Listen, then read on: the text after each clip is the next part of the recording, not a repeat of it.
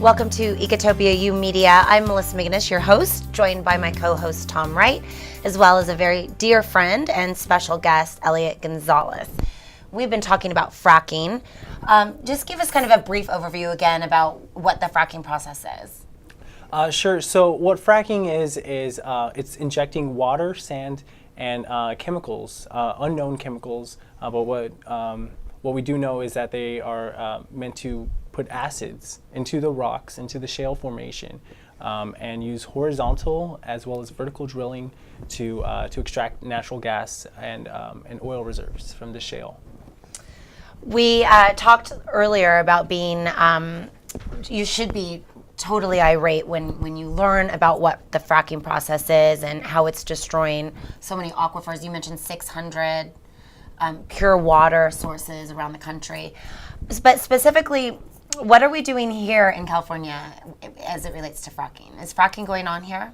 Absolutely. And unfortunately, unlike the East Coast, where you've seen a lot of companies reach out to the public initially when they were exploring natural gas reserves out there. By the time it really reached California, the industry decided that their stance was to do and ask for permission later.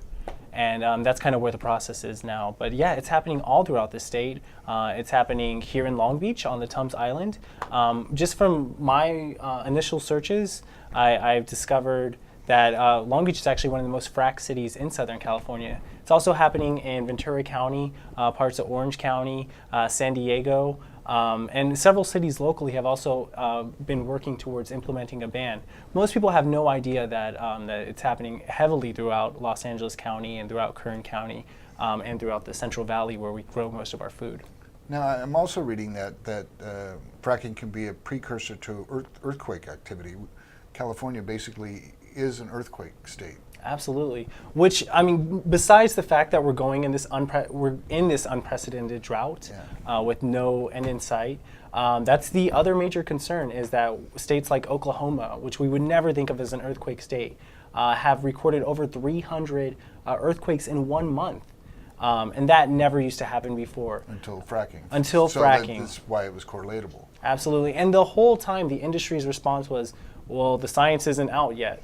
And there has been plenty of science to say, oh, actually there is. So it took months and months for the process, for many different studies to be done, for it to be finally concluded that yes, fracking is indeed related to the earthquakes, to the 300 earthquakes that were discovered in 1 month. Well, not only, I mean, it's a disaster for our drinking water, which is probably irreversible. So we're just killing off our own species, but how safe is it to, I mean, even put it near a fault line like we have? Don't we have one of the biggest, like, notorious? Well, San Andreas Fault is right. One of the most active, and at least in our human history in California, it's been most active. So, I mean, it's like playing with fire a little bit. Absolutely. Do you want to wake up the gorilla? No, you just light a match around the methane and then you get the fire.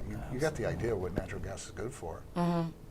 Not good for California. I want to thank you for explaining that to us. And please tell our viewers what they can do here in Long Beach and all across the country to help support non-fracking. Absolutely. Well, the best thing about this, and this is what really keeps me going, is there's a movement happening locally in every community that people are discovering that this issue is taking place. People are taking the initiative on their own to protect their own interests. And I'm really excited to be one of the many people who are joining the movement.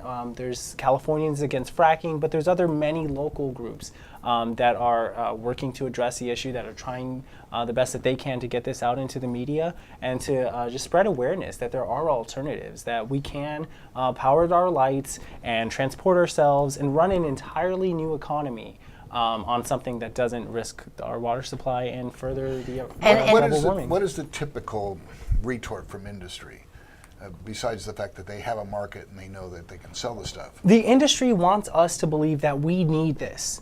That despite the fact that the planet is warming, despite the fact that we are dependent on oil, on something that is deadly, that is toxic, that we have an uncontrollable plastic problem. And by definition is scarce. And by definition is scarce, that will inevitably end, that we still will need them in this day and age, and that it is something that is worth risking our water supply. And I just want to get the record clear, that is an absolute myth. and that one day we will have to invest in sustainable infrastructure. I think that time has long since happened, but it's definitely now. It's critical. It's critical, absolutely. Thank you, Elliot.